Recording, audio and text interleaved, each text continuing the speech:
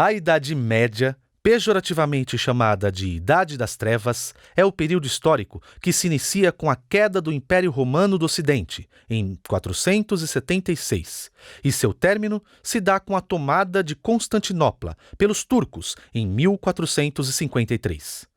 Com a queda do Império Romano do Ocidente, que unificava boa parte do território europeu, iniciou-se um processo de grande migração. Essas migrações deram origem a pequenos reinos independentes, em que o poder se concentrava nas mãos de algumas famílias. A Idade Média é o período da história em que houve o feudalismo, sistema de governança política e econômica organizada em torno dos reis, dos nobres, da igreja e do campesinato. Esses camponeses tinham direito ao usufruto de algumas terras, onde produziam para os seus senhores feudais, e boa parte da produção poderia ser utilizada por eles para o próprio consumo ou comércio.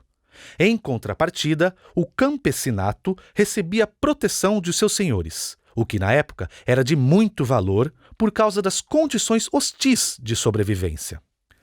Com o território fragmentado e o poder estando nas mãos de várias famílias diferentes, a única forma unificadora na Europa era a Igreja Católica Romana, e os reis deviam lealdade ao papado. Se você discordasse da Igreja, a punição poderia ser bem severa. Mas ela era a única fonte de ensino superior na Europa.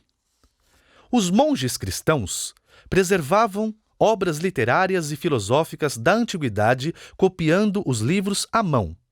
E os mosteiros eram verdadeiros oásis do conhecimento, resguardando importantes obras da humanidade. Alguns líderes políticos se destacaram, como Carlos Magno, que entre os séculos 8 e 9 unificou os territórios que hoje são conhecidos como França, Alemanha e Itália. Seu reinado levou a um curto florescimento da arte, da cultura e da erudição, que ficou conhecido como Renascimento Carolíngio. Outro líder político de destaque foi Guilherme, o Conquistador, que governou a Normandia e invadiu a Inglaterra no ano de 1066, se tornando seu rei.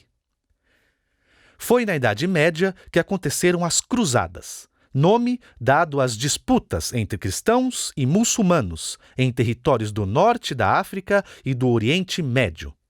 Essas disputas eram caracterizadas pelos seus componentes religioso e territorial. A maioria dos historiadores acredita que o fim da Idade Média aconteceu com a tomada de Constantinopla pelos turcos otomanos em 1453. Tal acontecimento abriu profundas fissuras na ordem e cultura medievais e abriu espaço para o período da história que ficou conhecido como modernidade.